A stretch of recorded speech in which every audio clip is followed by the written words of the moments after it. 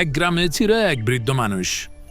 প্রতিদিন সে গরু নিয়ে মাঠে যেত, কিন্তু কাজ তার একদম ভালো লাগতো না।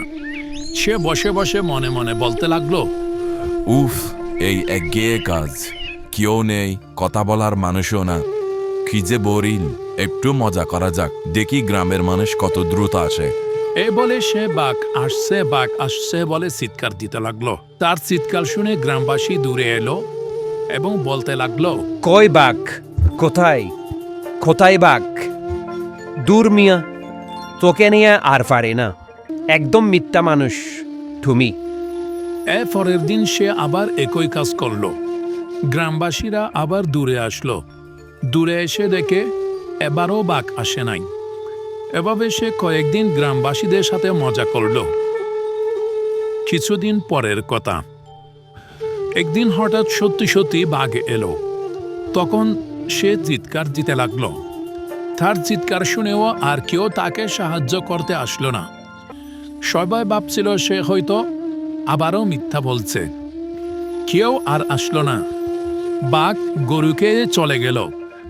তারপর সে কান্নাবাজা চোখে বাড়ির দিকে রওনা হলো। তখন গ্রামবাসীরা তার কাছে এসে জিজ্ঞেস করতে লাগলো,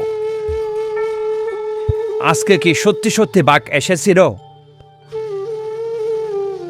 হ্যাঁ, আজকে সত্যি সত্যি বাঘ এসেছিল।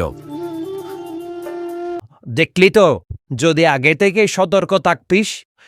মিথ্যাবাদীকে কেউ বিশ্বাস করে না।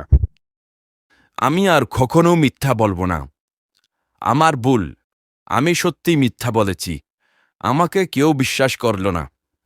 আমার গরু আর ফেরত পাবো না, কিন্তু আমি শিক্ষা পেয়েছি। তো প্রিয় বন্ধুরা, এই গল্প থেকে আমরা কি শিখেছি? আমরা শিখতে পারলাম যে মিথ্যা বলে কেউ কখনো বড় হতে পারে না। একবার বিশ্বাস হারালে সত্য বললেও কেউ শুনে না। তাই সবসময় সত্য বলো, সৎ থাকো, তাহলেই মানুষ তোমাকে ভালোবাসবে। এই গল্প থেকে শিক্ষা নাও আর বন্ধুদের সাথেও শেয়ার করো। সাবস্ক্রাইব করতে ভুলো না।